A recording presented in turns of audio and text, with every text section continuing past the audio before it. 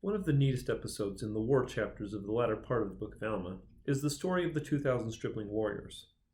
By way of definition, a stripling is an adolescent young man, though the lessons of this chapter are applicable more generally.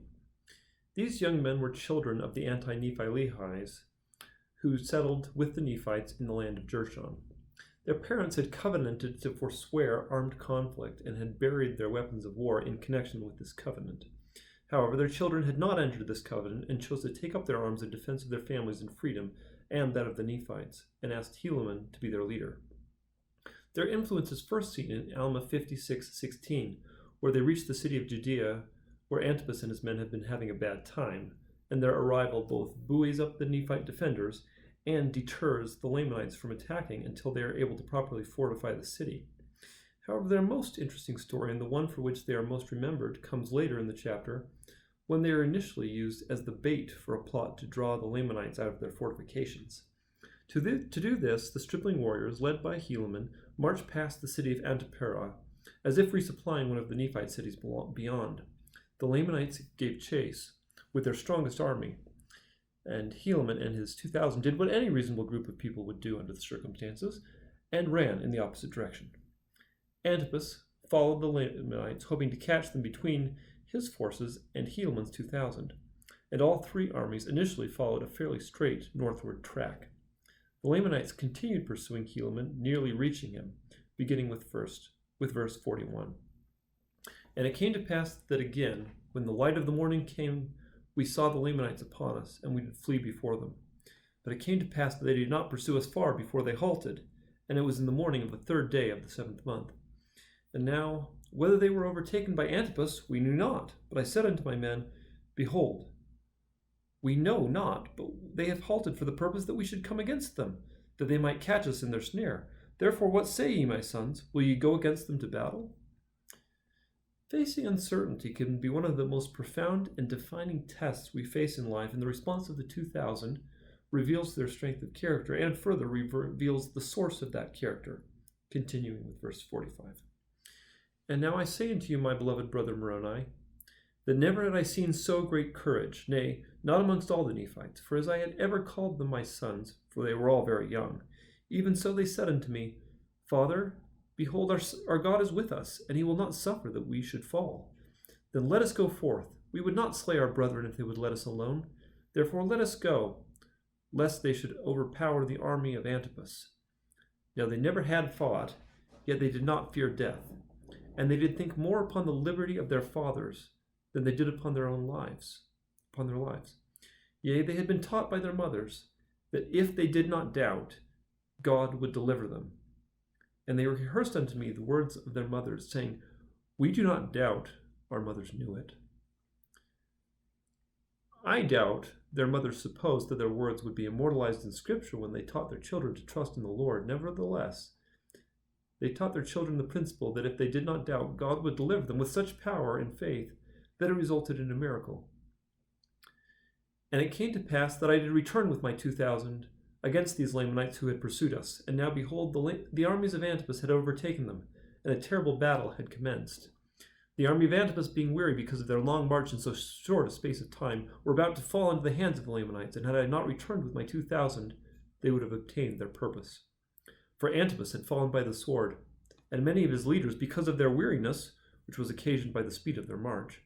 Therefore the men of Antipas, being confused because of the fall of their leaders, began to give way before the Lamanites. And it came to pass that the Lamanites took courage and began to pursue them, and thus were the Lamanites pursuing them with great vigor, when Helaman came upon their rear with his 2,000, and began to slay them exceedingly, insomuch that the whole army of the Lamanites halted and turned upon Helaman.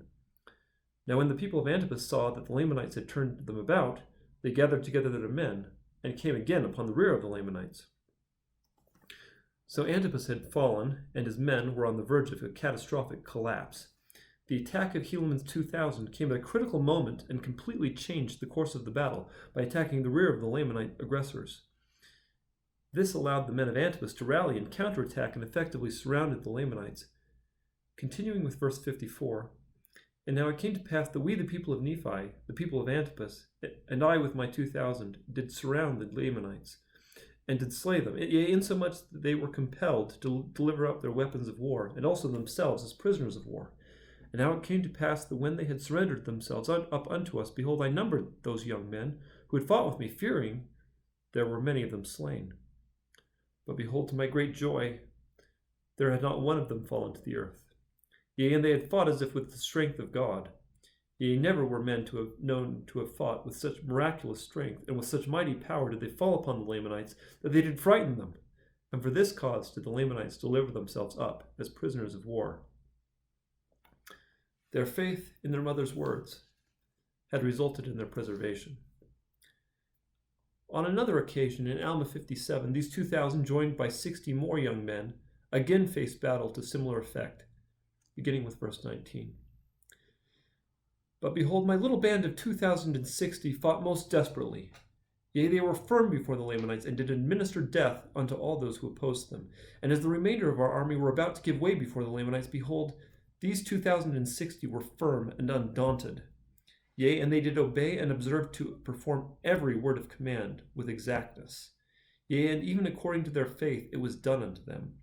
And I did remember the words which they said unto me, that their mothers had taught them. Understandably, in such a difficult battle, Helaman was concerned that some of his 2,060 might not survive. Continuing with verse 25, and it came to pass that there were 200 out of my 2,060 who had fainted because of the loss of blood. Nevertheless, according to the goodness of God and to our great astonishment, and also the joy of our whole army, there was not one soul of them who did perish. Yea, and neither was there one soul among them who had not received many wounds. And now their preservation was astonishing to our whole army, yea, that they should be spared while there was 1,000 of our brethren who were slain. And we do justly ascribe it to the miraculous power of God, because of their exceeding faith in that which they had been taught to believe, that there was a just God, and whosoever did not doubt, that they should be preserved by his marvelous power. Now this was the faith of these of whom I have spoken. They are young, and their minds are firm, and they do put their trust in God continually. We are fortunate and blessed in our circumstances that we have little cause to send young teenagers into combat. Nevertheless, these stories are entirely applicable to our day. If we teach our children to trust in the Lord continually and not doubt, we need not lose any. Now, that does not mean that they won't experience the pains of life. Nearly 1/10 of the stripling warriors had fainted from loss of blood. And sometimes we too will encounter horrifying challenges in our own time. But if we will trust in the Lord continually and faithfully execute his commands, then what wounds may come, we will be enabled to faithfully finish our work on the earth and rest safely and joyfully in his presence.